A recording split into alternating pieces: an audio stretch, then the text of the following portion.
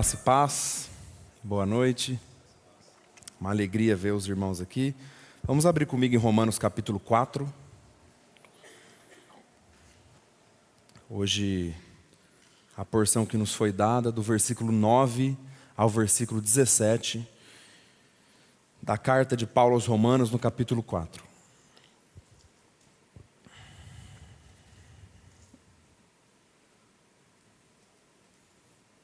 A palavra diz assim: Vem, pois, esta bem-aventurança exclusivamente sobre os circuncisos ou também sobre os incircuncisos? Visto que dizemos, a fé foi imputada a Abraão para a justiça. Como, pois, lhe foi atribuída, estando ele já circuncidado ou ainda incircunciso? Não no regime da circuncisão, e sim quando incircunciso. E recebeu o sinal da circuncisão como selo da justiça da fé, que teve quando ainda incircunciso, para vir a ser o pai de todos os que creem, embora não circuncidados, a fim de que lhes fosse imputada a justiça. E pai da circuncisão, isto é, daqueles que não são apenas circuncisos, mas também andam nas pisadas da fé, que teve Abraão, nosso pai, antes de ser circuncidado. Não foi por intermédio da lei que Abraão ou a sua descendência coube a promessa de ser herdeiro do mundo, e sim mediante a justiça da fé. Pois se os da lei é que são os herdeiros, anula-se a fé e cancela-se a promessa. Porque a lei suscita a ira, mas onde não há lei, também não há transgressão. Essa é a razão por que provém da fé, para que seja segundo a graça, a fim de que seja firme a promessa para toda a descendência, não somente ao que está no regime da lei, mas também ao que é da fé que teve Abraão, porque Abraão é pai de todos nós. Como está escrito, por pai de muitas nações te constituí, perante aquele no qual creu, o Deus que vivifica os mortos e chama à existência as coisas que não existem. Pai amado, essa é a tua santa palavra, Senhor. Ilumina e usa o texto sagrado para consolar, edificar e confrontar em amor a tua igreja. É isso que nós oramos em nome de Jesus. Amém. Imagina aqui uma sala de um tribunal. O réu, ele está diante do juiz. Ele foi pego em flagrante. Ele é culpado de todos os delitos apresentados. Não tem para onde fugir. Não há saída humana possível. Mas de repente o juiz não apenas o absolve, mas o declara justo. E de uma forma que não comprometa a justiça reta do juiz. Essa é a justificação que nós temos através da obra perfeita de Jesus. E quando nós caminhamos aqui nesses 4 primeiros capítulos de Romanos, nós vemos que a justiça de Deus não vem por méritos humanos, mas pela obra de Cristo dada por graça e apropriada por fé. Sendo tanto a graça como a fé um dom de Deus. Então, nesses 4 primeiros capítulos de Romanos, esses 3 primeiros capítulos, nesse comecinho do capítulo 4, a gente vê essa questão da justificação pela graça mediante a fé.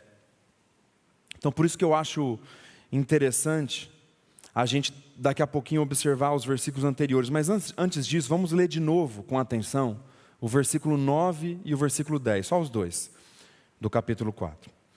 Vem, pois, essa bem-aventurança exclusivamente sobre os circuncisos ou também sobre os incircuncisos? Visto que dizemos, a fé foi imputada a Abraão para a justiça, como, pois, lhe foi atribuída, estando ele já circuncidado ou ainda incircunciso?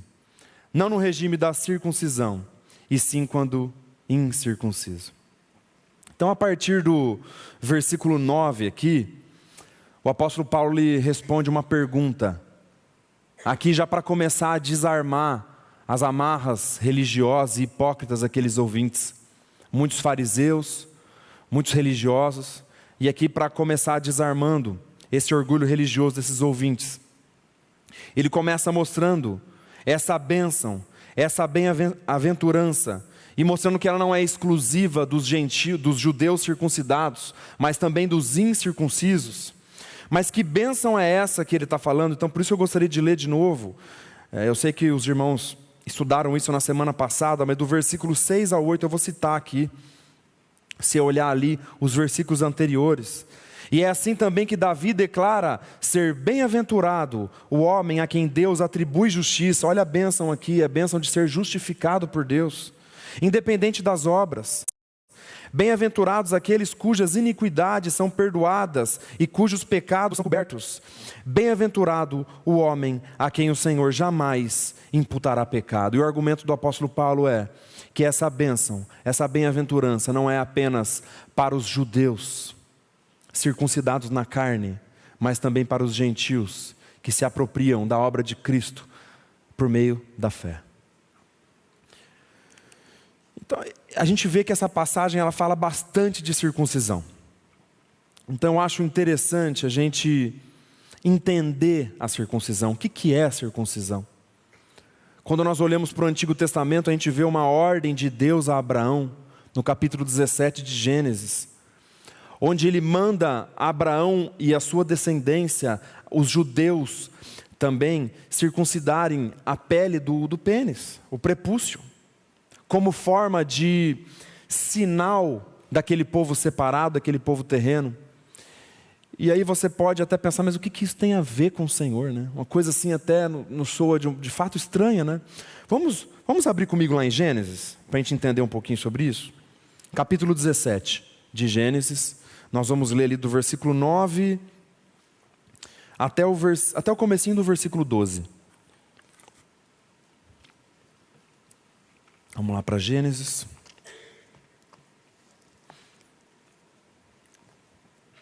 Capítulo 17.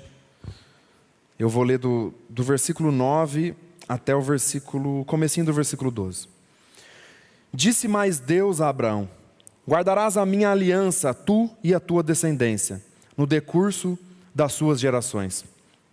Esta é a minha aliança, que guardareis entre mim e vós, e a tua descendência. Todo macho entre vós será circuncidado. Circuncidareis a carne do vosso prepúcio. Será isso por sinal de aliança entre mim e vós. O que tem 8 dias será circuncidado entre vós, todo macho nas vossas gerações. Nós vemos essa questão da circuncisão. Nós vemos que o Antigo Testamento ele simboliza muitas coisas em relação à cruz, em relação a Jesus Cristo. Existem muitas sombras. E quando nós olhamos para a circuncisão, que é uma coisa que pode até parecer estranha, a circuncisão ela simboliza uma pureza espiritual, uma separação espiritual. Quando nós olhamos para essa ordem ser dada especificamente para Abraão, num contexto de descendência, e o órgão masculino tem um símbolo de descendência ali, porque é dali que vem a descendência de Abraão. Então isso representa a pureza espiritual daquela geração, a separação daquela geração. E também há uma questão sanitária envolvida aqui. Naquela época não havia nada de medicina, o negócio era bem precário. E a questão da circuncisão, da retirada do prepúcio, ela é uma questão sanitária também, evita doenças, e tem muitos benefícios, né? Então, aqui nós vemos esse símbolo, que no 8º dia o macho deveria ser circuncidado. Agora você não me pergunta como que eles conferiam isso, como que funcionava isso. Isso pode também nos soar estranho, né? É como que sabia se o cara era circuncidado ou não. Eu creio, amados, que naquela época, e até em gerações passadas, a palavra, o testemunho das pessoas valiam muito. Hoje em dia já não vale mais. As pessoas são falsas, são terríveis, mas a gente falar no fio do bigode, assim, hoje já não vale mais nada. Você tem que fazer alguma coisa para garantir. Agora a palavra valia. Então quando a pessoa era circuncidada, quando o bebê era circuncidado, ou a pessoa também depois, quando vinha para o povo, eu acho que existia um testemunho familiar envolvido ali. E isso valia para aquelas pessoas. As pessoas sabiam que aquela pessoa de fato era circuncidada, aquele homem era circuncidado, né? E a gente estava num contexto bélico aqui, num contexto de guerra do Antigo Testamento. E provavelmente as pessoas, os homens, viam outros homens nus. Tinha nudez, tinha guerra. não tinha um vestiáriozinho bonitinho para cada um. Então tudo isso valia, e as pessoas percebiam e sabiam quem de fato cumpria essa ordenança do Senhor, que representava uma pureza espiritual para Abraão e para a sua descendência. Então a circuncisão era um sinal muito importante, que teve o seu papel, que era uma sombra que apontava para a circuncisão verdadeira em Cristo. Mas ela caducou. Ela teve o seu papel, mas ela passou. Ela era uma sombra e não uma realidade, porque a realidade se encontra em Jesus Cristo. Ela teve o seu maravilhoso papel, mas ela, de fato, não vale mais após a obra perfeita de Jesus Cristo. E Paulo ele mostra aqui, nesses primeiros versículos, que Abraão, ele foi justificado por Deus antes de ser circuncidado. A palavra diz em Gênesis capítulo 15, que Abraão foi justificado por Deus, mediante a fé. E no capítulo 17, é que Abraão se circuncida. Já com 99 anos, Ismael foi circuncidado, o filho dele, com 13 anos, se eu não me engano. Então 14 anos se passaram entre Gênesis capítulo 15 e Gênesis capítulo 17. Entre a justificação de Abraão e entre a sua circuncisão. Isso mostra o quê? Que a justificação não depende da circuncisão. Naquela época, onde isso era um mandamento para o povo terreno de Deus, isso poderia, para aqueles que circuncidariam depois, poderia evidenciar uma fé que já aconteceu. Isso seria um selo de algo que já aconteceu, e não a causa da justificação. Jamais ninguém foi justificado por cumprir algum rito, algum mandamento e alguma ordenança do Senhor. Então isso elimina qualquer confiança em rituais, em sombras, como meio de salvação.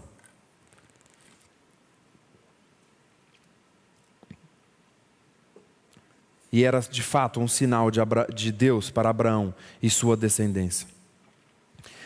E Paulo ele argumenta aqui, essa bênção da justificação, sendo uma obra exclusiva de Deus, ela é para aqueles que foram circuncidados na carne, ou seja, para os judeus, para Israel, para aqueles que creram em Cristo, mas também para aqueles que não são circuncidados, para os gentios, para o povo de fora de Israel. E isso pode parecer muito claro para nós. Isso é muito claro para nós. A salvação é para todo aquele que crê, e não apenas para Israel convertido a Cristo. Mas não era claro para aqueles ouvintes a quem Paulo falava. De fato não era claro. Eles conheciam a palavra, eles conheciam o Antigo Testamento, e era claro ali que havia um sinal e uma ordenança em relação à circuncisão. Mas quando nós olhamos para a cruz, nós vemos para onde isso apontava e para onde isso de fato foi cumprido. Então isso não era claro para eles. E quando nós olhamos para o nosso contexto, muda um pouquinho a fachada do negócio, mas é a mesma coisa por dentro. Nós vemos no meio evangélico, no meio da cristandade como um todo, a gente vê pessoas que se apegam a rituais como meio de salvação na cabeça deles. Então, quando você conversa com alguém, por exemplo, que se diz convertido ao Senhor, e a pessoa, ela fala como se, olha, eu já fui batizado, então é por isso que eu sou salvo. Olha, eu vou na igreja todo domingo, então é por isso que eu sou salvo. Olha, eu ajudo o próximo, então é por isso que eu sou salvo. Da mesma forma como, até quando a gente vê aquela briga do apóstolo Paulo com os Gálatas, na carta aos Gálatas, que a gente via que havia uma seita daqueles que obrigavam a circuncisão.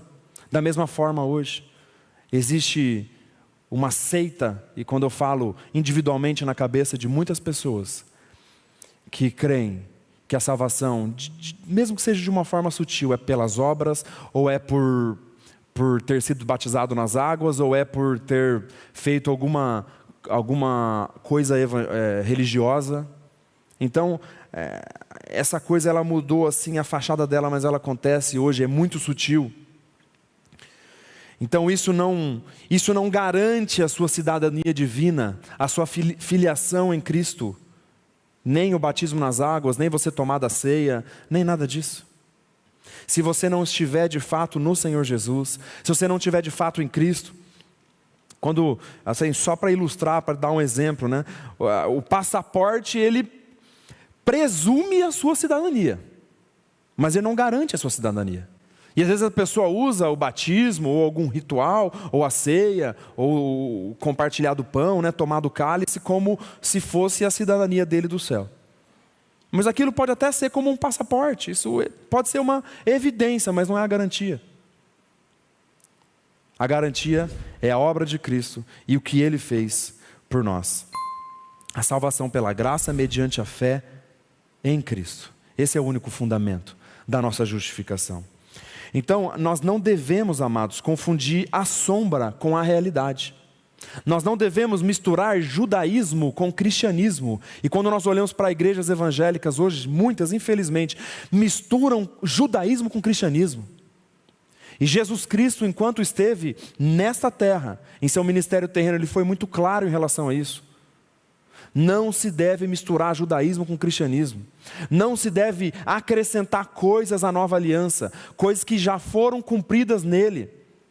No capítulo 5 de Lucas ele fala que não existe remendo, não existe você querer harmonizar vinho novo num odre velho. Não adianta você tentar pegar fazer remendo numa veste nova. Não vai se harmonizar. Você pegar uma roupa antiga e querer recortar ela para harmonizar numa veste nova. Isso não existe. É a mesma coisa de uma pessoa convertida ao Senhor querer circuncidar com base na aliança que Deus fez com Abraão, que claramente foi cumprida em Cristo. E que não é mais para nós, assim como nós estamos lendo aqui. Assim como muitas outras coisas que podem ser feitas de uma maneira legalista e remendando a nova aliança trazida por Jesus. Quando nós olhamos, por exemplo, de uma forma até às vezes mais sutil, guarda de dias, por exemplo, guarda de dias, e às vezes ela vem com uma roupagem até bonita e bíblica. Guarda de dias, dietas religiosas, não pode comer isso, não pode comer aquilo. Eu não guardo o sábado, mas eu guardo o domingo, assim como os judeus guardavam o sábado. Isso é a gente querer misturar o judaísmo com o cristianismo. É claro que nesse caso específico há uma ordem para nós congregarmos. Domingo é o dia da ressurreição de Cristo, ele é importantíssimo, mas você não pode pegar o domingo e transformar ele num sábado, como se fosse um sábado judaico. Isso aqui é você querer misturar judaísmo com cristianismo. É uma forma sutil da gente colocar coisas que já se cumpriram na pessoa de Jesus. Isso é muito claro. Guarda de dias, dietas religiosas, a gente usar o batismo nas águas como meio de salvação, a gente usar a ceia do Senhor de forma indevida como meio de salvação, e não como uma evidência, não como um símbolo maravilhoso e uma ordenança que o Senhor deu para nós. E quando nós olhamos para essa fé que foi imputada a Abraão, aqui no versículo 9, essa bênção, a fé foi imputada a Abraão para a justiça, na parte B do versículo 9, e até quando o Senhor me der essa oportunidade, eu gostaria de compartilhar com os irmãos aqui, com um pouco mais de calma, essa questão de Abraão ter sido justificado pela fé, harmonizando com o texto de Tiago capítulo 2. Porque quando nós vamos para Tiago capítulo 2, a palavra fala que Abraão foi justificado por obras. Ali está escrito. Se eu não me engano, Tiago 2, versículo 24. Mas como que nós harmonizamos esses textos? Como que nós harmonizamos esses textos? Muitos dizem assim, muitos irmãos muito preciosos entendem assim, não, aqui ele está falando de evidências. E de fato ele está falando de evidências, mas nós temos que lidar com um texto que fala que Abraão foi justificado por obras quando ele levou Isaac para o altar. Então eu creio, amados, que aquela justificação de Tiago capítulo 2 não é a justificação perante Deus, é a justificação perante os homens. Quando, por exemplo, você precisa faltar no trabalho, o que você precisa fazer para o seu patrão? Você precisa justificar para ele que isso de fato ocorreu. Esse é o termo da palavra justificação, o significado dela. Você precisa pegar um atestado e justificar a sua falta. Então a justificação de Tiago capítulo 2 é uma justificação perante os homens. Isso fica claro quando nós olhamos, por exemplo, os primeiros versículos do capítulo que nós estamos expondo aqui. Observe do versículo 1 ao versículo 3 do capítulo 4, o capítulo que nós estamos. Que, pois, diremos ter alcançado Abraão, nosso pai, segundo a carne? Porque se Abraão foi justificado por obras, tem do que se gloriar, porém não diante de Deus, diante dos homens. Diante dos homens, quando ele levou Isaque para ser sacrificado e obedeceu a Deus, diante dos homens ele foi justificado, mas não era uma justificação divina, era uma evidência de que ele já havia sido justificado por Deus. Então, de maneira nenhuma a justificação é por obras, a justificação perante o Senhor, de maneira nenhuma, seja anátema. Mas a justificação perante os homens, você justificar que você é uma nova criatura, é com as boas obras que o Senhor preparou para todo aquele que crê, para que nós andássemos nelas. Então, Tiago capítulo 2, uma justificação perante os homens, como evidência. Então, quando eu entendo que quando ele fala de justificação lá, ele está falando de justificação mesmo, mas não perante Deus. Essa justificação que exatamente está aqui no comecinho de Romanos capítulo 4. Que, pois, diremos ter alcançado Abraão? Porque se Abraão foi justificado por obras, tem do que se gloriar. Ok, tem, diante dos homens. Porém não diante de Deus. Olha o que o texto diz. E é por isso que ele se harmoniza perfeitamente com o ensino de Tiago capítulo 2. Que lá em Tiago, ele mostra que a fé sem obras é morta. Que se de fato você for regenerado por Cristo, o Senhor vai evidenciar isso na sua vida, às vezes aos trancos e barrancos, mas você vai crescer em santidade, porque o Senhor começou boa obra e Ele é fiel para completá-la. Então aqui nós estamos em Romanos capítulo 4, na justificação diante do Senhor. E essa é dada única e exclusivamente pela graça mediante a fé, e não há uma mísera obra sua que vai entrar na conta. Agora, quando você estiver perante esse mundo, eles não querem saber o que você fala, eles querem saber como você age. Porque não adianta você ser um hipócrita, que você só vai queimar o evangelho. Quando você estiver perante os homens, esses homens, o mundo, os seres humanos, vão querer saber, vão querer a sua justificação perante eles, em relação a evidências da sua fé. É assim que você age? Ou quando o bicho pega, você parece um ímpio nos seus comportamentos? E é isso que o mundo está atento a nós. Então que a gente, de fato, vigie nisso e fique firmado no Senhor, para que a gente dê um bom testemunho perante aqueles que não creem. Vamos continuar o nosso texto? Ali agora a partir do versículo 11, Romanos capítulo 4, nós vamos ler o versículo 11 e o versículo 12. Olha a continuação.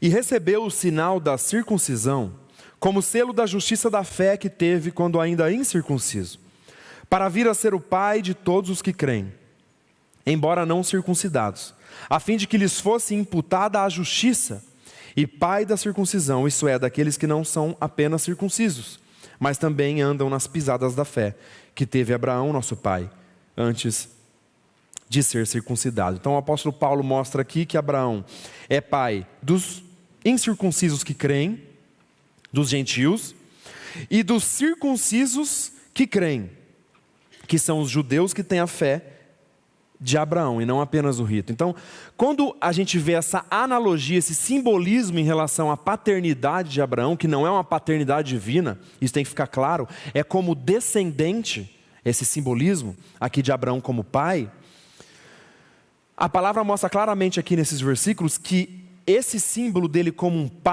pai da descendência, é da descendência dos que creem. Não é da descendência dos judeus e nem de todos os gentios.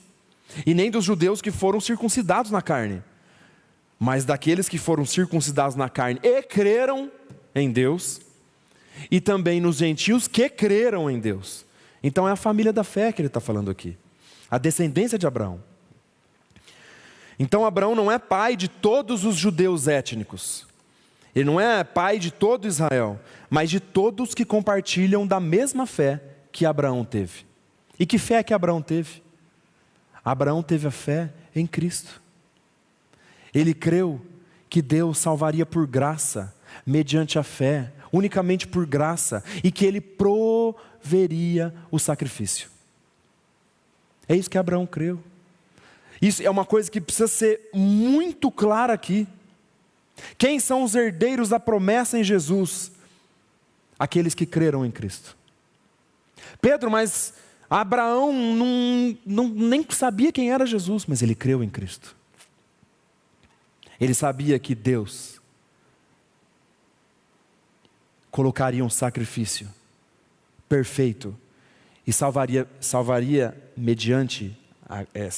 por graça mediante a fé.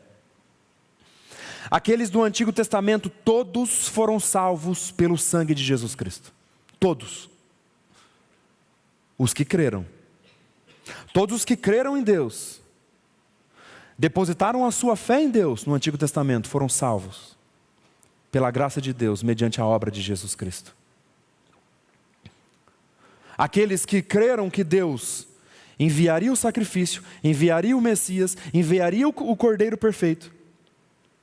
E após a cruz, aqueles que creram e olharam para trás e viram essa obra consumada e maravilhosa. Que privilégio que nós temos de olhar para trás e ver que essa obra já foi consumada. Isso precisa ficar muito bem estabelecido entre nós. Nunca ninguém no Antigo Testamento foi salvo por cumprir a lei, por circuncisão, por fazer parte de Israel, ou os gentios que cumpriram ritos. Nunca. Todos que foram salvos pelo sangue de Jesus Cristo. Foram salvos pelo Cordeiro que viria. Isso é maravilhoso. A gente vê que Jesus Cristo, quando nós olhamos para a primeira carta aos Coríntios, Jesus Cristo estava com o povo no deserto, estava com o povo de Israel, e eles foram salvos por Cristo, aqueles que creram em Deus e se apropriaram nas promessas pela fé. Isso tem que ficar muito estabelecido, e isso também destrói qualquer confiança em privilégios étnicos, que de fato os judeus tiveram.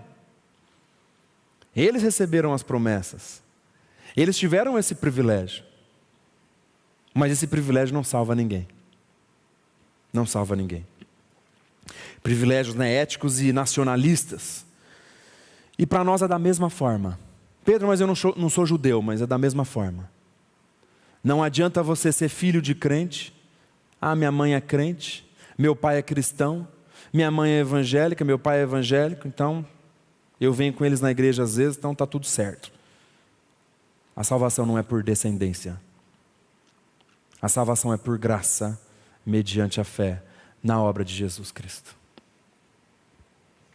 É necessário ter a fé pessoal nele e passar pelo novo nascimento em Cristo. Quando, por exemplo, a gente vê que, em relação a uma herança ela só é recebida por quem tem um nome no testamento. Só herda a promessa de Deus quem tem a fé que Abraão teve. É isso que o texto está falando. Não quem tem a circuncisão que Abraão teve, em Gênesis capítulo 17, não. Assim como uma herança só é recebida por quem tem um nome no testamento, só recebe as promessas, só herda as promessas, a promessa de Deus, essa bem-aventurança, que é a justificação, para aqueles que têm a fé, a mesma fé que Abraão teve, e para aqueles que passaram pela circuncisão em Cristo, e não a circuncisão segundo a carne. Então, primeiramente, você falou, Pedro, essa circuncisão em Cristo, o que é isso? Primeiramente, a circuncisão em Cristo, ela não é a circuncisão da carne, onde Deus deu esse mandamento a Israel, e como nós observamos aqui, e está muito claro no nosso texto, é um mandamento que já caducou na cruz do Calvário. Então a circuncisão de Cristo não é esta. Então primeiro eu gostaria que os irmãos abrissem comigo Gálatas capítulo 5. Nós vamos ver o versículo 5 e o versículo 6. Gálatas capítulo 5, versículo 5 e versículo 6, a palavra diz assim: porque nós pelo Espírito, aguardamos a esperança da justiça que provém da fé. Porque em Cristo Jesus, nem a circuncisão, nem a incircuncisão tem valor algum, mas a fé que atua por amor. Então, algo que a gente precisa estabelecer aqui: a circuncisão não tem valor algum em Cristo. A circuncisão do Antigo Testamento apontava para Ele, era uma sombra que se cumpriria na realidade que é Cristo. Então, caducou. Não tem valor algum mais. É bobagem a pessoa fazer isso hoje por uma forma religiosa, não por uma forma sanitária. Se ela quiser fazer por forma sanitária, tivesse aconselhamento, que faça. Mas como forma religiosa, bobagem. Agora, vamos observar agora um outro texto, Colossenses capítulo 2. A circuncisão em Cristo não é a circuncisão da carne veterotestamentária. Agora, o que é a circuncisão em Cristo? Porque essa circuncisão do Antigo Testamento, ela apontava para uma verdadeira circuncisão, que eu creio que está aqui em Colossenses capítulo 2, versículo 11 e versículo 12. E eu peço para que os irmãos prestem atenção na palavra de Deus. Você pode até dar uma cochilada quando eu estou falando aqui, porque eu posso falar alguma bobeira, posso errar. Mas quando nós lemos a palavra, é o momento que eu encorajo os irmãos para que prestem atenção, porque é a palavra de Deus. Não sou eu comentando porque eu tenho meus erros, mas a palavra de Deus. Então Colossenses 2, versículo 11 e 12 diz assim: nele também fostes circuncidados, não por intermédio de mãos, não é a circuncisão da carne israelita do Antigo Testamento, mas no despojamento do corpo da carne, que é a circuncisão de Cristo, quando Cristo foi pregado naquela cruz. E qual que é a definição disso na continuação do texto aqui? E muitas pessoas são contrárias a essa doutrina. Uma doutrina essencial e que nós cremos e enfatizamos aqui, porque cremos que ela é o cabide que segura todas as outras doutrinas, que é a doutrina da nossa união em Cristo. E que se esse cabide cair, todas as outras doutrinas caem. A santificação cai fora de Cristo, a salvação cai fora de Cristo, a glorificação cai fora de Cristo. Então quando nós olhamos aqui esse texto de Colossenses capítulo 2, e eu vou repetir: em Cristo também fostes circuncidados, não por intermédio de mãos, mas no despojamento do corpo da carne, que é a circuncisão de Cristo. E qual a definição disso? Tendo sido sepultados juntamente com Ele no batismo, e o batismo aqui é o batismo no corpo de Cristo. O que significa batismo? É imersão, estar dentro. E a palavra fala em realidade espiritual, que aqueles que creem estavam em Cristo naquela cruz. Tendo sido sepultados juntamente com Ele no batismo, no qual igualmente fostes ressuscitados mediante a fé no poder de Deus, que os ressuscitou dentre os mortos. Qual que é a circuncisão verdadeira na qual a circuncisão israelita apontava? É essa circuncisão na pessoa de Jesus Cristo, onde com Ele fomos crucificados, sepultados e ressurretos, onde Ele circuncidou o nosso velho coração e nos deu um novo coração.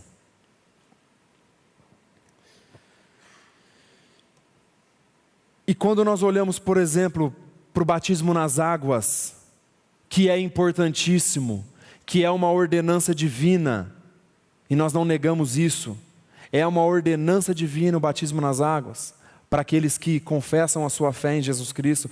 Mas quando nós olhamos para essa representação do batismo, o que significa o batismo? Nós que cremos na imersão nas águas, no momento de batizar uma pessoa nas águas, o que isso simboliza, o que isso representa? Eu não sei se todos aqui já foram batizados, mas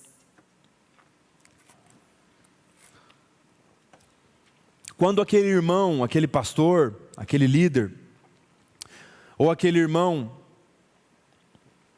ele inseriu você nas águas, quando você foi imerso naquelas águas, aquilo representava a morte de Cristo e a sua identificação com a morte de Cristo. crucificado e sepultado. E quando aquele irmão, aquele pastor te tirou das águas, o que representa isso, amados? A nossa nova vida em Cristo Jesus. Assim como Cristo foi ressuscitado dentre os mortos, eu ressuscitei com Ele para uma nova vida. Então, quando a palavra fala de batismo, o batismo que salva, é esse batismo de Colossenses capítulo 2, Romanos capítulo 6, que é quando nós estávamos em Cristo naquela cruz. Esse é o batismo que salva. Agora, quando nós expressamos a nossa fé perante os irmãos, o Senhor nos ordena que nós evidenciamos isso de forma pública, com uma representação maravilhosa que é o batismo nas águas, que é a representação da nossa identificação na morte, no sepultamento e na ressurreição de Jesus, quando nós somos tirados do sepulcro, que é a representação das águas. Então muitas vezes nós olhamos para o batismo e nós não sabemos nem o que significa. Infelizmente, a maioria dos evangélicos, assim, eu não vou dizer, quem sou eu para falar a maioria, mas boa parte dos evangélicos não sabe o que significa o batismo nas águas. Acha que é um rito para salvação. Não, a pessoa foi convertida, batizou nas águas. Não, mas está meio estranho, mas batizou. As pessoas usam o batismo nas águas como se fosse a circuncisão do Antigo Testamento, achando que salva o rito por si só. Ele é uma evidência maravilhosa e uma ordenança do Senhor para nós. Mas de um batismo que já aconteceu na pessoa de Jesus Cristo. E quando nós seguimos aqui o que o apóstolo Paulo está falando, em Romanos capítulo 4, quando nós olhamos o versículo agora, o 13, o 14 e o 15 também. A palavra diz assim que não foi por intermédio da lei que Abraão ou a sua descendência coube a promessa de ser herdeiro do mundo, e sim mediante a justiça da fé. Pois se os da lei é que são herdeiros, anula-se a fé e cancela-se a promessa. Porque a lei suscita a ira, mas onde não há lei, também não há transgressão.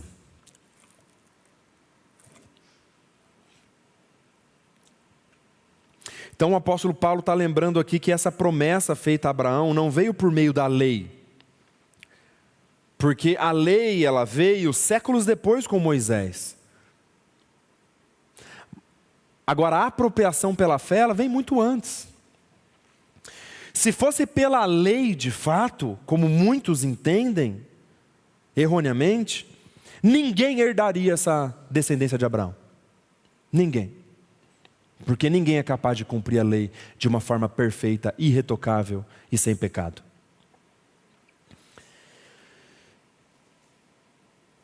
Até porque a lei, ela expõe o pecado. E ela suscita a ira. Assim como nós lemos aqui no versículo 15. Porque a lei suscita a ira.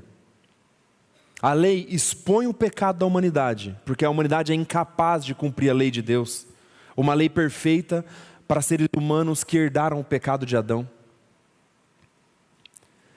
Então essa lei que expõe o pecado do ser humano, ela suscita a ira de Deus sobre aqueles que estão debaixo da lei. Então a função da lei, ela é pedagógica, ela mostra a santidade de Deus, porque ela é perfeita, e a pecaminosidade humana. Ela mostra a nossa incapacidade, mas a graça e a fé nos lançam para a suficiência de Cristo e não para o desempenho humano. A pessoa tentar se justificar pela lei é como você tentar pagar uma dívida infinita, uma dívida impagável com moeda de 1 centavo. A pessoa vai se cansar e não vai chegar lá. Impossível. Nós jamais quitaremos essa dívida pela lei. A dívida foi paga de um modo total por Jesus Cristo naquela cruz, em sua ressurreição. É Ele quem nos sustenta, nos santifica, e é Ele que nos traz ao arrependimento diário e nos faz renunciarmos ao pecado, ao mundo e à nossa carne. E quando nós olhamos aqui para esse finalzinho do versículo 15, onde não há lei, também não há transgressão.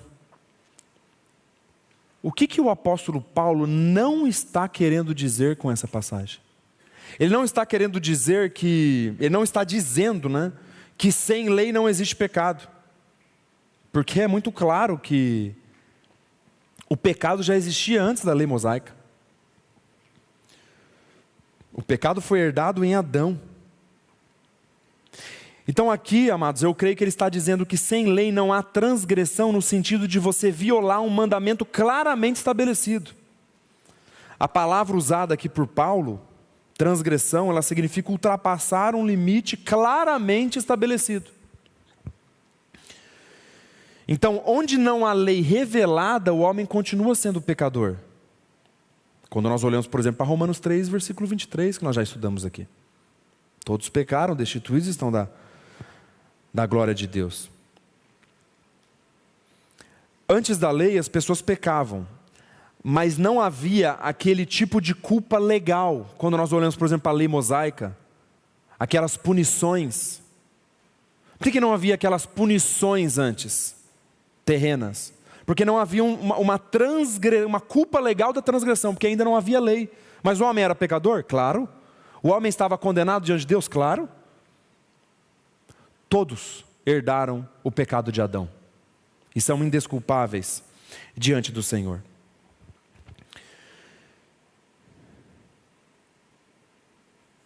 A lei, ela funciona como uma cerca. Ela delimita claramente até onde o homem pode ir.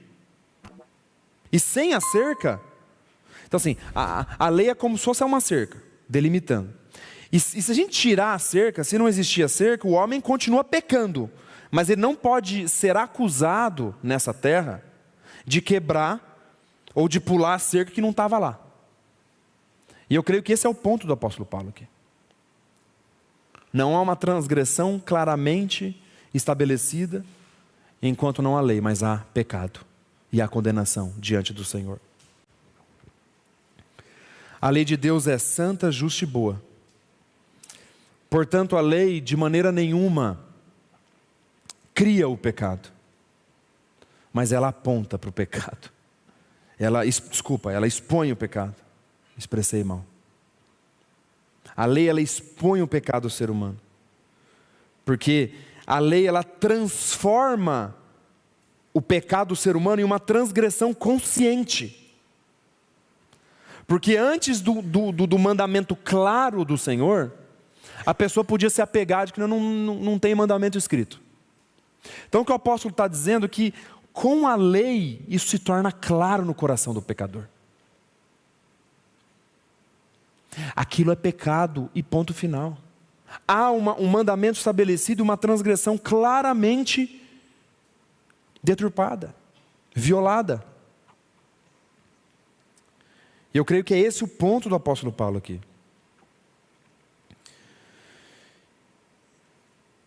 Então, algo que a gente precisa deixar claro aqui. A lei de Deus é santa, justa e boa. Ela é perfeita. Ela é perfeita. Mas ela suscita a ira de Deus, porque ela expõe o pecado do ser humano, e o ser humano é incapaz de cumpri-la. E o homem por si só, ele tem a tendência de achar que quanto mais mandamentos eu tentar cumprir, mais perto da salvação eu estarei.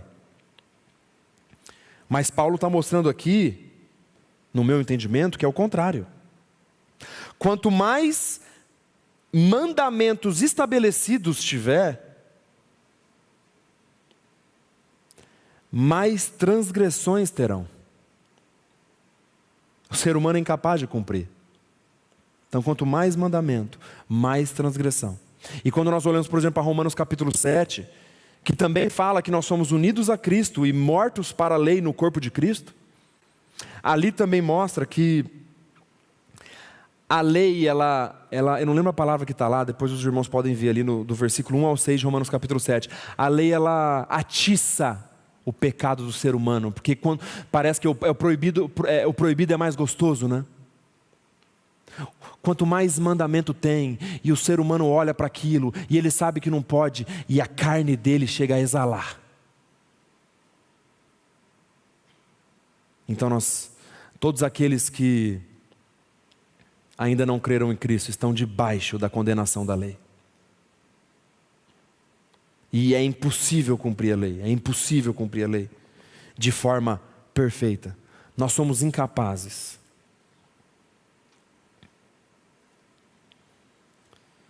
Agora, em Cristo, aqueles que foram regenerados na pessoa de Jesus Cristo,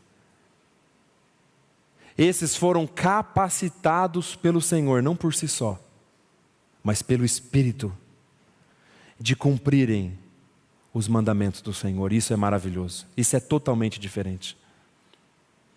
Aqueles que creem no Senhor, aqueles que foram ressuscitados, que têm uma nova vida, que se identificaram na ressurreição de Jesus, esses foram capacitados por Deus a cumprir as ordenanças divinas. É totalmente diferente.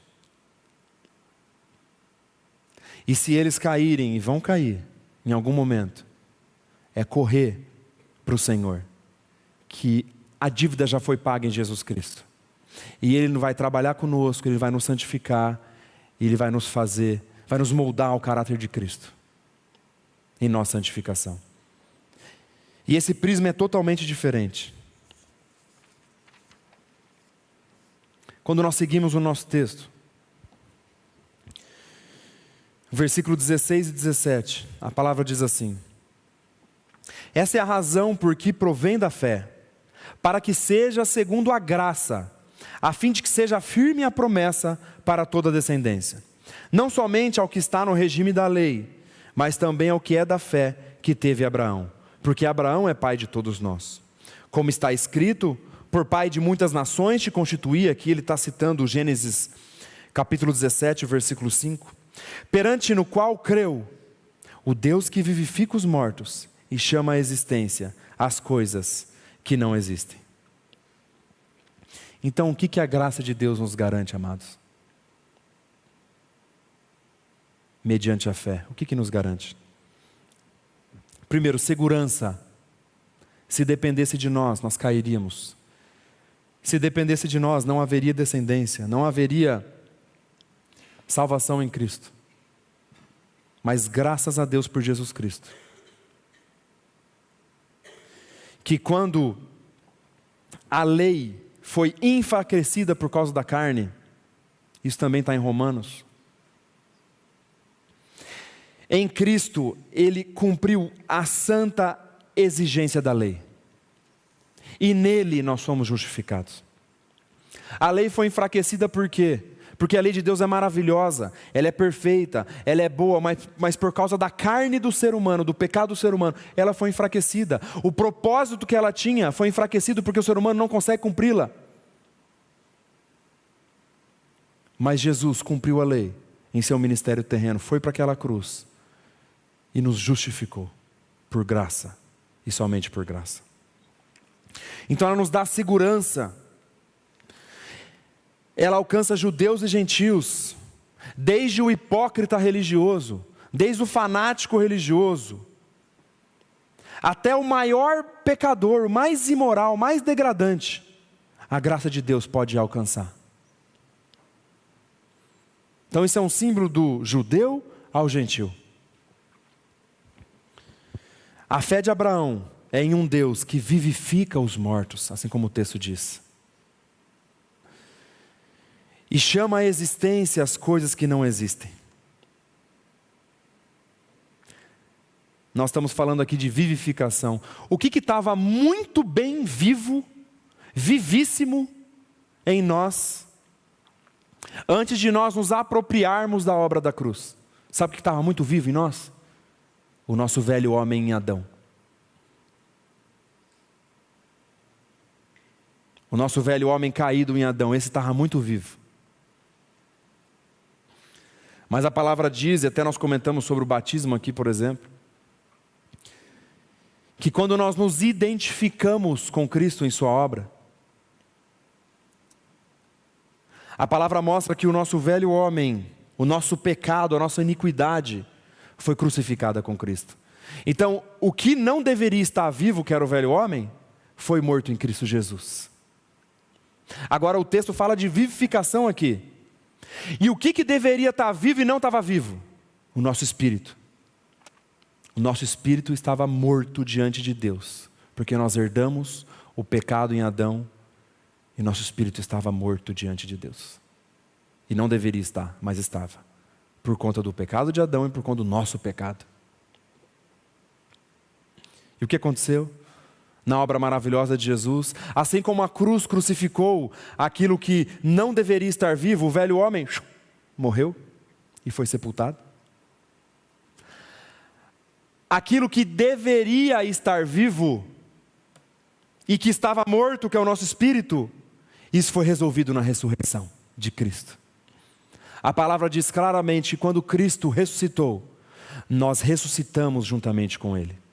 E ali nos deu vida. Ali nós somos vivificados e nós tomamos posse aqui quando nós cremos dessa verdade maravilhosa.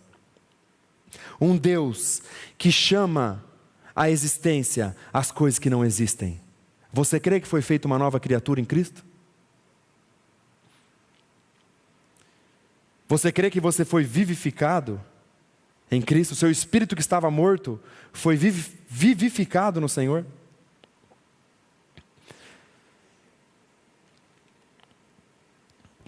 Então eu gostaria só de fazer uma pergunta para os irmãos. Será que a nossa esperança está de fato, e eu vou usar como símbolo aqui a circuncisão da carne, ou seja, na minha obediência à lei, a mandamento, a ritual, a batismo nas águas, a ceia do Senhor, qualquer que seja o mandamento? Será que a sua esperança não está nisso? Será que a sua esperança não está no fato de você vir à igreja, à reunião da igreja, semanalmente? Será que você, no fundo, você não se apega à sua carne? Será que no fundo a salvação que está na sua cabeça não está apegada à carne? Será que a sua esperança está na sua obediência? E quando a obediência não vem, a esperança vai embora? Ou será que a minha esperança está na promessa de Deus que nos circuncidou espiritualmente, trocou nosso coração na pessoa de Jesus Cristo? E que quando nós caímos e quando nós desobedecemos, e misericórdia, que o Senhor nos coloque sempre em obediência, mas quando isso acontecer, a nossa esperança vai embora por quê? A nossa esperança está na obediência? Ou a nossa esperança está no Senhor? E pelo fato da nossa esperança estar no Senhor, é aí que nós obedecemos de fato e por graça. E é aí que o Espírito nos capacita e a graça nos instrui. Então onde está a tua esperança? Na obra completa e perfeita de Jesus Cristo ou na força do teu braço? Onde você foi justificado? Eu gostaria que você refletisse diante do Senhor. E eu gostaria de finalizar com uma leitura de um texto bíblico. E eu encorajo os irmãos para que prestem atenção. Colossenses capítulo 2 de novo. Só que agora nós vamos ler do versículo 8 ao versículo 17.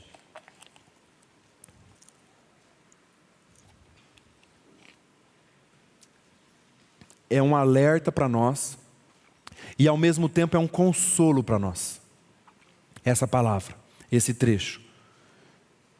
E é um alerta também, cuidado. Cuidado com a sutileza maligna,